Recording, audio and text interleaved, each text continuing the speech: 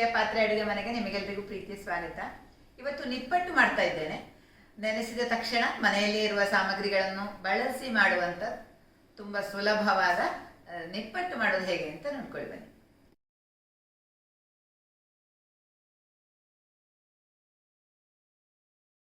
ನಿಪ್ಪಟ್ಟು ಮಾಡಲಿಕ್ಕೆ ಅಕ್ಕಿ ಹಿಟ್ಟು ಮತ್ತು ಮೈದಾವನ್ನು ಬಳಸ್ತಾ ಇದ್ದೇನೆ. ಅಕ್ಕಿ ಹಿಟ್ಟು 1.5 ಕಪ್ ಇದೆ, ಮೈದಾ ಅರ್ಧ ಕಪ್ ಇದೆ.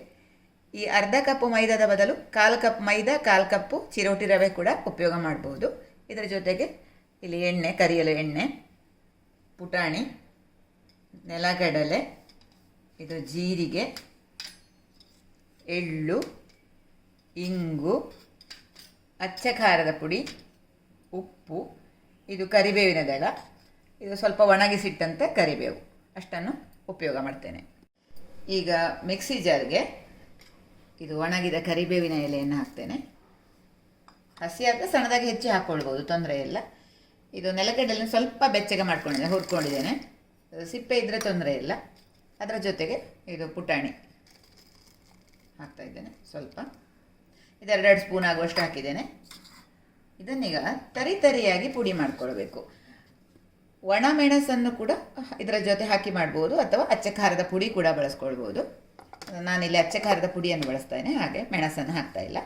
ಈಗ ಇದನ್ನು ತರಿಯಾಗಿ ಪುಡಿ ಮಾಡ್ಕೊಳ್ತೇನೆ.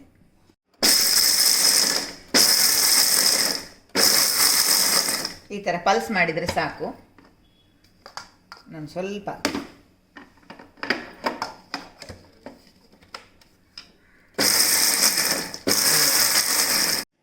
ಈಗ ಒಂದು ದೊಡ್ಡ ಪಾತ್ರೆಗೆ ಅಕ್ಕಿ ಹಿಟ್ಟು ಹಾಕ್ಕೊಳ್ತೇನೆ. ಅಕ್ಕಿ ಹಿಟ್ಟು 1.5 ಕಪ್ ಆಗುವಷ್ಟಿದೆ. ಸಣ್ಣ ಕಪ್ಪಲ್ಲಿ ಅಳತೆ ಮಾಡ್ಕೊಂಡಿದ್ದೇನೆ ನಾನು. ಇದು ಅರ್ಧ ಕಪ್ಪು ಮೈದಾ, ಅಚ್ಚ ಖಾರದ ಪುಡಿ, ನಾನು ಆಗಲೇ ಹೇಳಿದಾಗೆ ಒಣಮೆಣಸನ್ನು ಪುಡಿ ಮಾಡಿ ಹಾಕ್ಕೊಳ್ಬೋದು, ಅಥವಾ ಅಂಗಡಿಯಲ್ಲಿ ಸಿಗುವಂಥ ಚಿಲ್ಲಿ ಫ್ಲೇಕ್ಸನ್ನು ಕೂಡ ಹಾಕ್ಕೊಳ್ಬೋದು. ಉಪ್ಪು, ರುಚಿಗೆ ತಕ್ಕಷ್ಟು ಉಪ್ಪು, ಒಂದು ಅರ್ಧ ಟೀ ಸ್ಪೂನ್ ಆಗುವಷ್ಟು ಉಪ್ಪನ್ನು ಹಾಕ್ತಾಯಿದ್ದೇನೆ. ಇಂಗು ಸ್ವಲ್ಪ ಜಾಸ್ತಿ ಹಾಕ್ತಾ ಇದ್ದೇನೆ, ಒಂದು ಅರ್ಧ ಟೀ ಸ್ಪೂನ್ ಆಗುವಷ್ಟು ಇಂಗನ್ನು ಕೂಡ ಹಾಕ್ತಾ ಇದ್ದೇನೆ.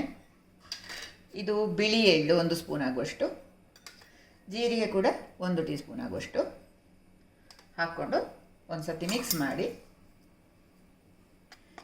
ಇದಕ್ಕೆ ಒಂದು 2 ಸ್ಪೂನ್ ಆಗುವಷ್ಟು, 2 ದೊಡ್ಡ ಸ್ಪೂನ್ ಆಗುವಷ್ಟು ಎಣ್ಣೆಯನ್ನು ಬೆಚ್ಚಗೆ ಮಾಡಿಕೊಂಡು ಹಾಕ್ಕೊಳ್ತೇನೆ. ಎಣ್ಣೆ ಅಥವಾ ಬೆಣ್ಣೆಯನ್ನು ಕೂಡ ಹಾಕ್ಕೊಳ್ಬೋದು. ಚೆನ್ನಾಗಿ ಬಿಸಿಯಾದಂಥ ಎಣ್ಣೆ ಇದು. ಬೆಣ್ಣೆಯನ್ನು ಈ ಥರ ಕರಗಿಸ್ಕೊಂಡು ಬಿಸಿ ಮಾಡಿ ಹಾಕ್ಕೊಳ್ಬೋದು. ಒಂದು ಸರ್ತಿ ಮಿಕ್ಸ್ ಮಾಡಿ ನೆಲಗಡಲೆ, ಪುಟಾಣಿ ಎಲ್ಲ ಇದೆಯಲ್ಲ, ಇದನ್ನು ಕೂಡ ಸೇರಿಸ್ಕೊಳ್ಬೇಕು. ಇದು ನುಣ್ಣಗಾಗೋದು ಬೇಡ, ಇಡಿಯಾಗಿರುವಂಥದ್ದು ಬೇಡ, ಸ್ವಲ್ಪ ತರಿ ಆದರೆ ಸಾಕು. ಇದನ್ನು ಚೆನ್ನಾಗಿ ಮಿಕ್ಸ್ ಮಾಡಿಕೊಳ್ಬೇಕು. ನಾನು ಆಗಲೇ ಹೇಳಿದಾಗ ಈ ನೋಡಿ, ಈ ಥರ ಚಿಲ್ಲಿ ಫ್ಲೇಕ್ಸ್ ಸಿಗ್ತದೆ, ಅದನ್ನು ಕೂಡ ಹಾಕ್ಕೊಂಡ್ರೆ ಮೇಲೆ ಕಾಣ್ತದೆ, ಇದರಲ್ಲಿ ನಿಪ್ಪಟ್ಟಿನ ಹೊರಭಾಗದಲ್ಲಿ ಕಾಣಿಸ್ತದೆ, ಅದು ಬೇಕಾದರೆ ಸೇರಿಸ್ಕೊಳ್ಬೋದು. ಟೇಸ್ಟಲ್ಲಿ ವ್ಯತ್ಯಾಸ ಏನಿಲ್ಲ.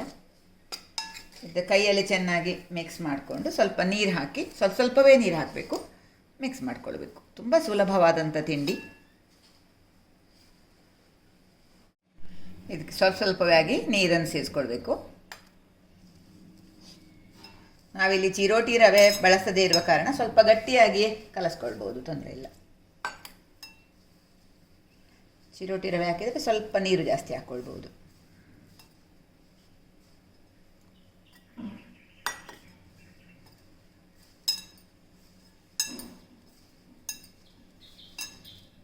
ಸ್ವಲ್ಪವೇ ಹಾಕಿದರೆ ಅದೊಂಥರ ಪದರವಾಗಿ ನಿಲ್ತದೆ ನೋಡಿ. ಈ ಥರ ಒಂದೇ ಸಲ ನೀರು ಹಾಕಿದರೆ ಮುದ್ದೆ ಆಗ್ತದೆ. ಅದು ಯಾವುದೇ ಹಿಟ್ಟು ಕಲಸುವಾಗ ಒಂದೇ ಸರ್ತಿ ನೀರು ಹಾಕಬಾರ್ದು.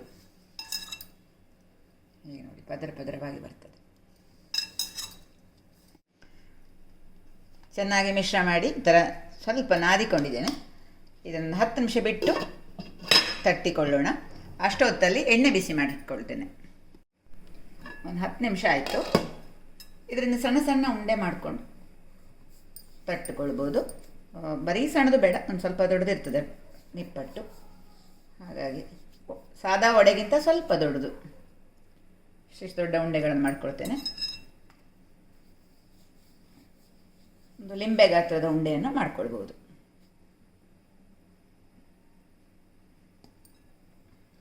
ತುಂಬ ಗಟ್ಟಿ ಆದರೆ ಇದರ ಹೊರಮೈ ಒಡಕಲಾಗ್ತದೆ.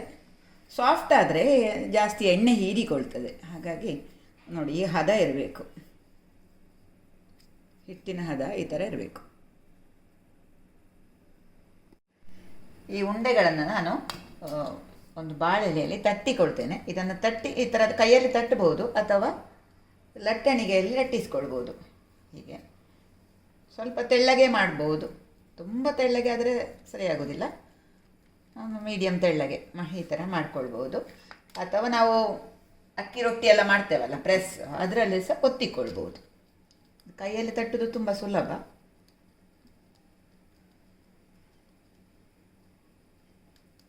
ಇಲ್ಲ ಅಂತ ಒಂದೇ ದೊಡ್ಡ ಚಪಾತಿ ಥರ ಮಾಡಿ ಒಂದು ಕಪ್ಪಲ್ಲಿ ನಮಗೆ ಕರೆಕ್ಟ್ ಒಂದೇ ಸೈಜ್ ಬೇಕಂದರೆ ಅದರಲ್ಲಿ ಒತ್ತಿಕೊಳ್ಬೋದು. ಒಂದೇ ಸಮಾನ ಪೂರಿ ಬರ್ಬೋದು. ಆ ಥರ ಈ ಥರದ ಕಪ್ಪಲ್ಲಿ ನೋಡಿ ಈ ಥರ ಮಾಡಬೇಕು. ಆವಾಗ ಒಂದೇ ಸೈಜ್ ಬರ್ತದೆ. ಹೀಗೆ ಮಾಡ್ಕೊಳ್ಬೋದು.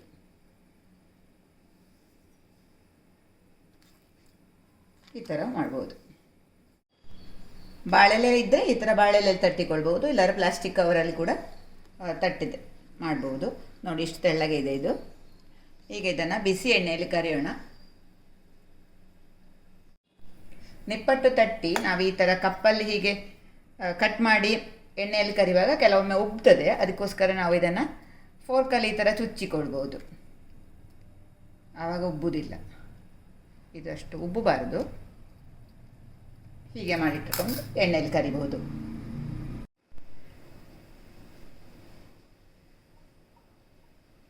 ಎಣ್ಣೆ ಬಿಸಿ ಮಾಡಿಕೊಳ್ತೇನೆ.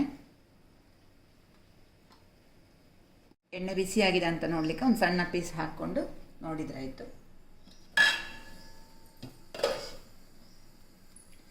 ತುಂಬ ಕುದಿಯುವಷ್ಟು ಬಿಸಿ ಬೇಡ, ಹದವಾಗಿ ಬಿಸಿ ಆದರೆ ಸಾಕು. ಈಗ ಇದನ್ನು ಹಾಕ್ತಾ ಇದ್ದೇನೆ. ಅಗಲವಾದ ಬಾಣಲೆಯಲ್ಲಿ ಆದರೆ ಒಂದು ಸ್ವಲ್ಪ ಜಾಸ್ತಿ ಹಾಕ್ಕೊಳ್ಬೋದು. ಈ ಥರ ಸಣ್ಣ ಬಾಣಲೆ ಆದರೆ ನಿಧಾನಕ್ಕೆ ಒಂದೊಂದಾಗಿ ಬಿಡ್ಬೋದು.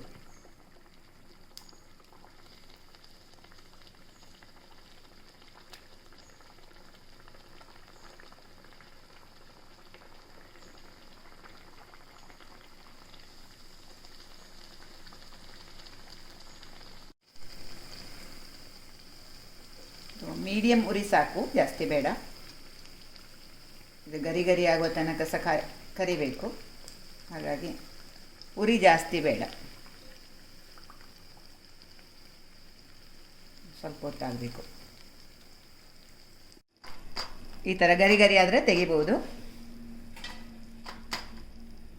ಜಾಸ್ತಿ ಎಣ್ಣೆ ಹೀರಿಕೊಳ್ಳುವುದಿಲ್ಲ ಇದು.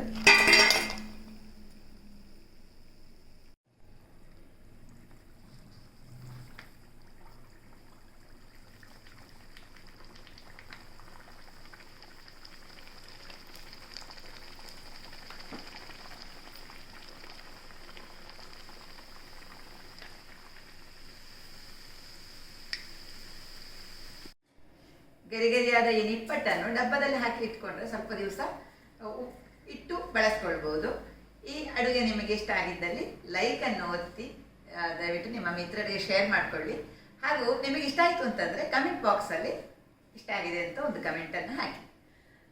ನಿಮ್ಮ ಪ್ರೋತ್ಸಾಹಕ್ಕೆ ಧನ್ಯವಾದಗಳು. Thank you.